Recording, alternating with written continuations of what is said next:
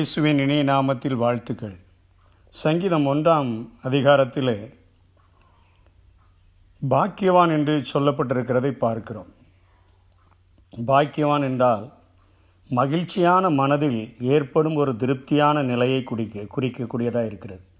இல்லை என்று சொன்னால் திருப்தியினால் உண்டாகிற ஒரு மகிழ்ச்சியை அது குறிக்கக்கூடியதாக இருக்கிறது. இயேசுவும் மலை பிரசங்கத்திலே பாக்கியவான் பாக்கியவான் என்று சொல்லி அநேக காரியங்களை குறித்து பேசுகிறதை பார்க்கிறோம்.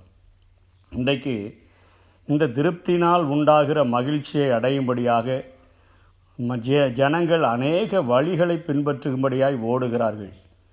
அவர்கள் மெடிடேஷன் என்று சொல்லி போகிறார்கள். அநேக தத்துவங்களை கடைபிடிக்கும்படியாய் செய்கிறார்கள்.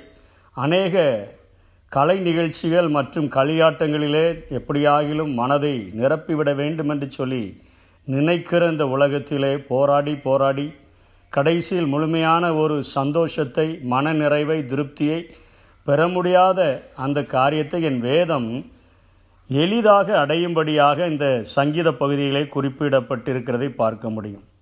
மகிழ்ச்சி, திருப்தி நிலையை அடைவதற்கு பரிசுத்த ஆவியானவர் நம்முடைய கரங்களுக்கு மிகவும் சுருங்கிய சொற்களை கொடுத்திருக்கிறதை பார்க்க முடியும். கர்த்தருடைய வேதத்தில் இரவும் பகலும் தியானமாய் இருக்கிற மனுஷன் பாக்கியவான். அவன் ஈஸியாக இந்த ஒரு வாழ்க்கையை எளிமையாக கண்டடைகிறான் என்று சொல்லி இங்கே வேதம் நமக்கு கற்றுக் கொடுக்கிறது.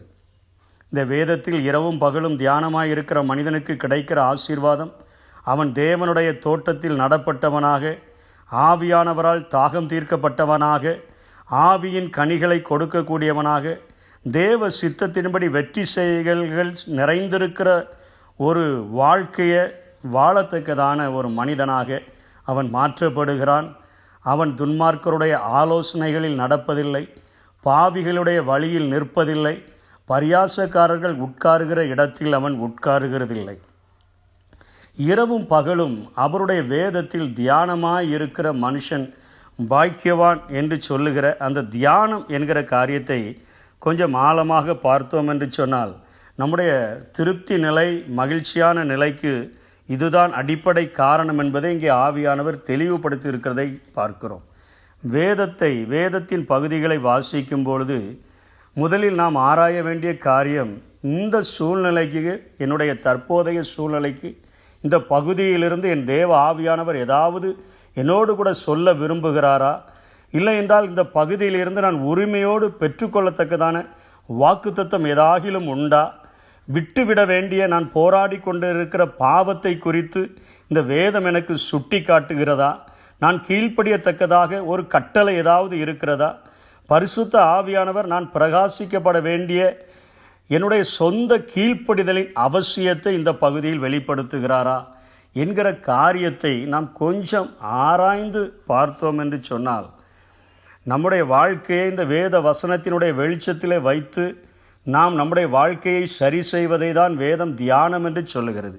இப்படிப்பட்ட தியானத்தை செய்கிற ஒரு மனிதன் அவன் பாக்கியவான் என்று இங்கே வேதம் குறிப்பிடுகிறதை பார்க்கிறோம். நம்முடைய வாழ்க்கையில் உலகத்தில் போராடி உலகத்தினுடைய காரியங்களிலே எப்படியாகிலும் திருப்தியையும் மனநிறைவையும் மகிழ்ச்சியையும் அடைய வேண்டுமென்று ஓடிக்கொண்டிருக்கிற மானிடத்திற்கு என் தேவ ஆவியானவர் சொல்லிக் கொடுக்கிற ஒரே ஒரு காரியம், இரவும் பகலும் அவருடைய வேதத்தில் தியானமாயிருக்கிற மனுஷன் பாக்கியவான். அவன் நீர்க்கால்களின் ஓரமாய் நடப்பட்டு பரிசுத்த ஆவியானவருக்குள்ளாக அவன் நடப்பட்டு அவர் தருகிற சந்தோஷத்தினால, சமாதானத்தினால இந்த வசனங்களை தியானிக்கும் பொழுது நிரப்பப்பட்டு முழுமையான மகிழ்ச்சியை அடைகிறான்.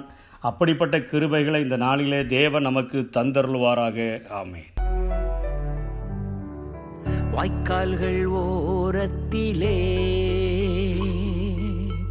நடப்பட்ட மரம் நானே, என் வேர்கள் தண்ணீருக்குள் இலை உதிரா மரம் நான். வாய்க்கால்கள் ஓரத்திலே நடப்பட்ட மரம் நானே,